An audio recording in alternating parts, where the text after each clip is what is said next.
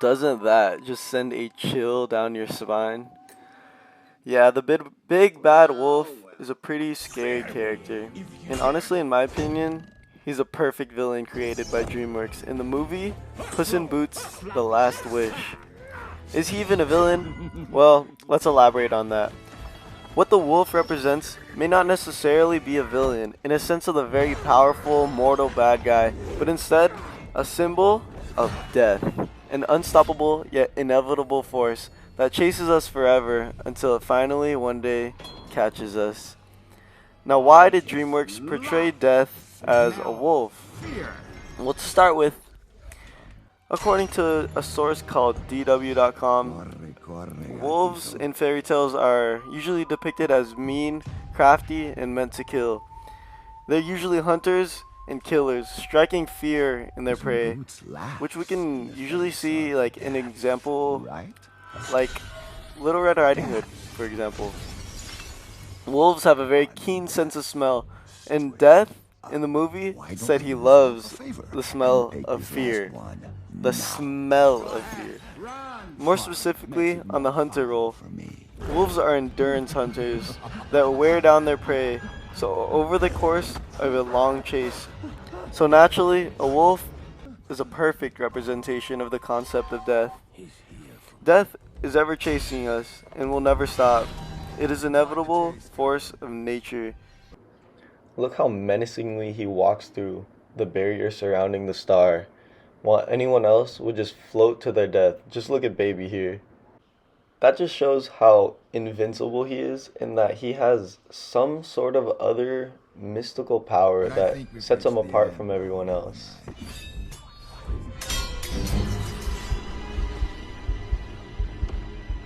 Pick it up. Lives flashing before your eyes.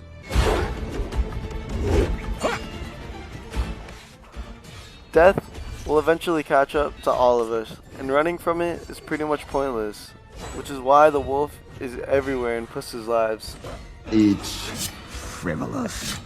And The interesting part about the wolf, or Death, or whatever we want to call him, let's just call him the wolf from now on, is that he could have easily killed Puss in the beginning, and as proof, he was the only one who made Puss bleed. The fact that he restrained himself from killing Puss goes to show that he had other plans than simply just taking Puss's last life. The wolf is in fact teaching Puss a lesson and humbling him, even though he's terrorizing him. Through that, he helps Puss develop his character and his humility. The reason why Death loved to strike fear in Puss in his mere existence was that he wanted respect. Let's break it down. Spoiler alert, at the end of the movie, Puss changes character, gaining value and respect for his life, and accepting that he cannot just keep running from death.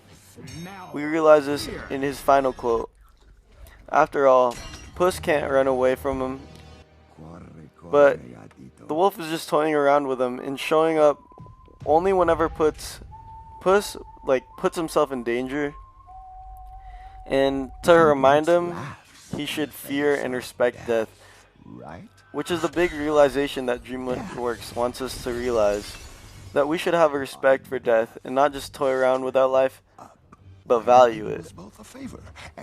And this realization leads us to our next topic, Please love. trust me. In this movie, DreamWorks has such a deep meaning to their movies that is so prevalent.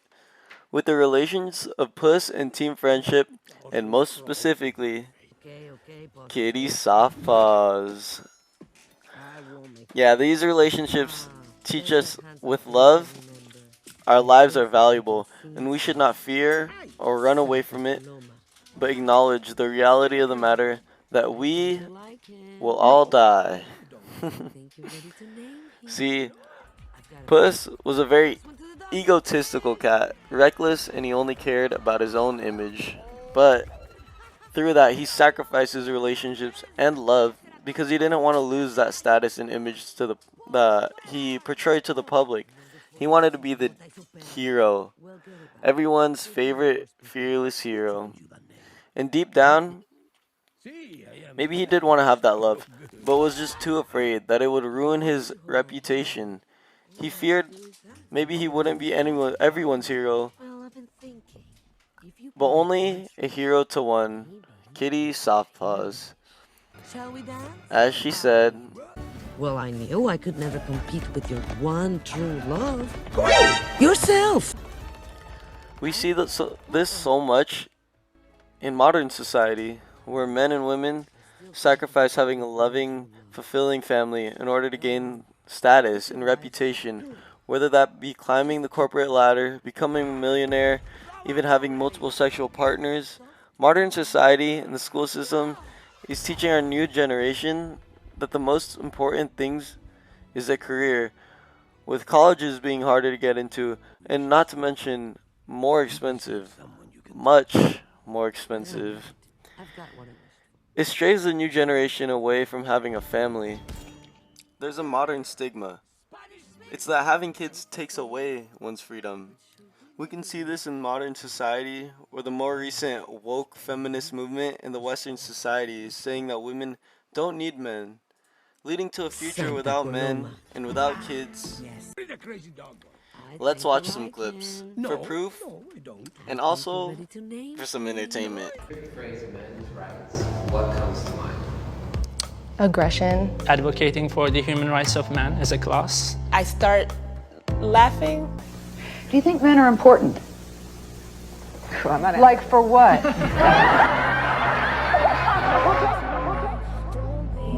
So men will completely disappear one day. Yes, in precisely 4.6 million years, men as we know it will cease to exist. Wait, but without men, how will we continue the human race? Women actually have sperm cells in their bone marrow, so we don't even need men to reproduce. See that in society today, people demonizing women for choosing to stay at home. Female empowerment also means empowering women, again, to make the choice that fits them, their choices, and what they want to do. It is just as powerful, just as influential, just as important as a choice to make to raise your kids at home, if that is what you want to do, and also be the CEO of Walmart if that's what you choose to do. In 2022, feminism has changed drastically, and I think it's really turned into demonizing masculinity in men while promoting masculinity in women. The biggest group of people that are on antidepressants, and it's 1 in 4, are women that are 40, have a career, and have no family and no kids. Which is the real meaning of life, is community, family, and relationships. Okay. Wait, you're in med school already? No. Oh, you're trying to. Okay, you're gonna go. Okay. Cool. You want to be a doctor? A life without children is vapious, and it's inane, and it's pointless. And you may sit here and think that your career matters, but the truth is that your job will fire you at a whim and not give a second. right. Don't give a solitary shit. So true. And when you're 52 and you're past it with no grandchildren in a house by yourself, and all your friends have grandchildren in this beautiful life, and you're sitting there by yourself, do you think the fact that you can afford a few extra Gucci bags is going to genuinely make you feel happy? And if you sit here and genuinely think that you're going to work your ass off through your fertile years, and by the age of 54, you're not going to be suicidal alone with a cat, then you're dumb. You are Me dumb. right now. I've got a plan. First one to the dog. Gets Yes, they can afford nice things, but growing old with a family is truly fulfilling. We can see that DreamWorks stresses this and supports this idea of having a family and appreciating and enjoying life with those you love. What? As we can see here, Puss is the most genuinely happy when he gets everything he had been hiding from Kitty All you have off to of do his is chest try to get our wish and back. tells her how he really feels. Well, I've been thinking. He's the happiest If at you the play your end cards right. when he shares a beautiful moment of serotonin with his new family, Kitty and Perrito. As a matter of fact, not only is this importance of family values expressed through Puss, Kitty, and Perrito, but it is also shown with Goldilocks. Don't you just love when you get surprised with another collaboration of another fairy tale? Goldilocks and her family of the bears give more reason to believe that DreamWorks supports traditional family values. Their family represents a family who happen to be chosen together solely due to fate, who have their differences and struggles, but come above them and become a stronger family unit due to getting through their struggle together. We see this in so many families today. All families have their differences and their fair share of disagreements. But what the societal problem DreamWorks is trying to portray is broken families not being able to get over their differences. I'm getting a family! That's what! A proper family! Then everything will be just right! Rather than using that same struggle to become closer and love each other even more. I did get my wish. Everything is just right. Oh.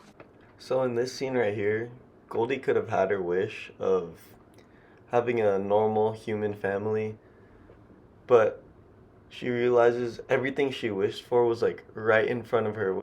So then she saves her baby brother, turning one of the toughest moments into one where they become stronger together as a family. I just want to say thank you guys for watching and listening to my voice for this long. I hope to have enlightened you or maybe even made you laugh, because not gonna lie, it took pretty freaking long to make. So thank you so much. I appreciate it.